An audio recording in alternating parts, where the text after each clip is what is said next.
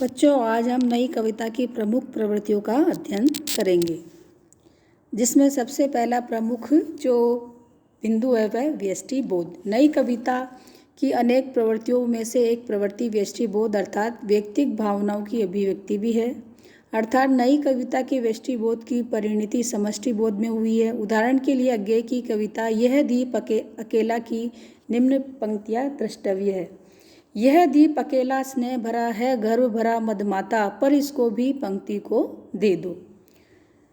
पीड़ा बोध। नई कविता का प्रमुख आधार है निराशा और अवसाद अंत पीड़ा बोध। इस काव्य में चिरंतन सत्य के रूप में अभिव्यक्त हुआ है। अर्थात व्यक्ति जो है अपनी पीड़ा का जो है बोध करता है, वो अंदर ही अंदर अपनी पीड़ा से दुखी रहता है। तो कवि ने इसी को व्यक्त करते हुए कहा है, दुख सबको मांझता है और चाहे स्वयं सबको मुक्ति देना वह न जाने, किंतु जिनको मांझता है उन्हें यह सीख देता है कि सबको मुक्त रखे। यथार्थवादिता। नई कविता की प्रमुख प्रवृत्तियों में सबसे प्रमुख वर्तमान समय को लेकर जो है वह है यथार्थवादिता। यथार्थवादी आग्रह नई कविता की दूसरी प्रमुख प्रवृत्ति है। नए कवि का मानव यथार्थ चित्र है। अर्थात वर्तमान समय में जो व्यक्ति है, मनुष्य है, वो यथार्थ को ज़्यादा महत्व देता है।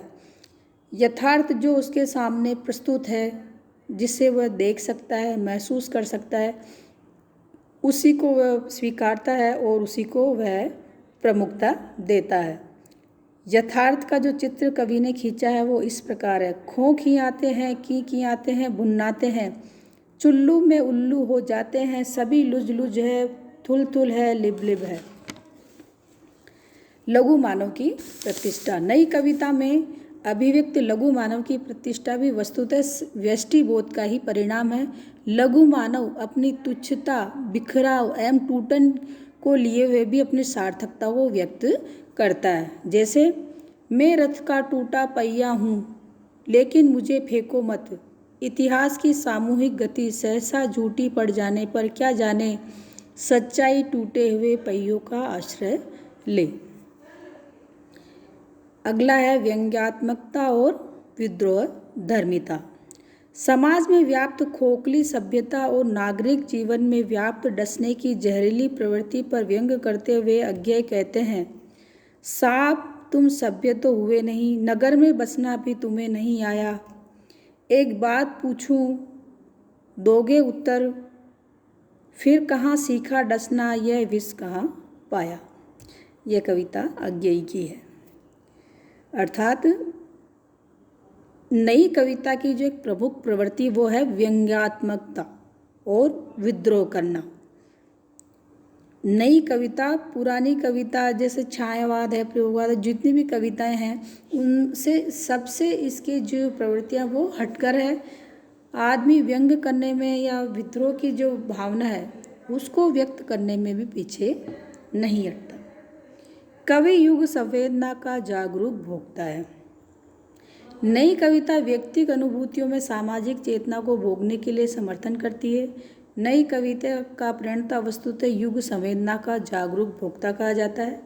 जैसे, चेहरे थे असंख्य, आंखें थी, दर्द सभी में था, जीवन का दंश सभी ने जाना था। अर्थात युग संवेदना का जो युग है वो उसको भोगने के लिए एक जागरूक भोक्ता है, यानी वर्तमान में जो मनुष्य है उसके लिए कहा गया है। नूतनता के प्रति प्रबल मोह। अपने परिवेश के प्रति नया कवि सजग है। उसे लगता है अब रात का अंधेरा मिटने वाला है और प्रकाश का साम्राज्य होगा। अंधेरे से मतलब यहाँ निराशा से है। व्यक्ति निराश होकर अपनी जो आशावादी सोच है उसको दफन कर देता है। इसलिए आज के समय में व्यक्ति को आशावादी रहना चाहिए, नूतनता के प्रति अपना मोह जागृत रखना चाहिए। अब युग की अंधियारी रजनी मिटने को है, जन कवि का ये अग्र प्रकाश चरण अंकित हो रहा था धरा के मेले अचल पर, जिसमें मानवता छिपी धूप बन सोती है। दूसरा बिंदु है नैराश्य वेदना सत्रांश के स्वर अधिक तीव्रता से इसमें उभरे हैं। कविता में समष्टि बोध का स्वर भी प्रचुर मात्रा में है। गिरिजा कुमार माथुर की निम्न पंक्तियों में समाज की पीड़ा साफ सुनाई देती है, जैसे आज दुनिया के करोड़ों आदमी सह रहे हैं धूप सर्दी और नमी, जिंदगी का एक भी साधन नहीं, उग्र तपती धूप है सावन नहीं। यह कविता गिरिजा कुमार माथुर के द्वारा लिखी हुई है। व्यक्ति की महत्ता। नई कविता में व्यक्ति की महत्ता को प्रतिपादित किया गया है। व्यक्ति इतनी महत्वपूर्ण इकाई है कि वह अपने भाग्य को बदलने की सामर्थ्य रखता है। धर्मवीर भारती के अंधा युग की अग्र पंक्तियों में यह उल्लेखनीय है, जैसे जब कोई भी मनुष्य अनासक्त होकर चुनौती देता है इतिहास को, उस दिन नक्षत्रों की दिशा बदल जाती है। नियति नहीं पूर्व निर्धारित, उसको हर क्षण मानव निर्णय बनाता मिटाता है। क्षणवाद।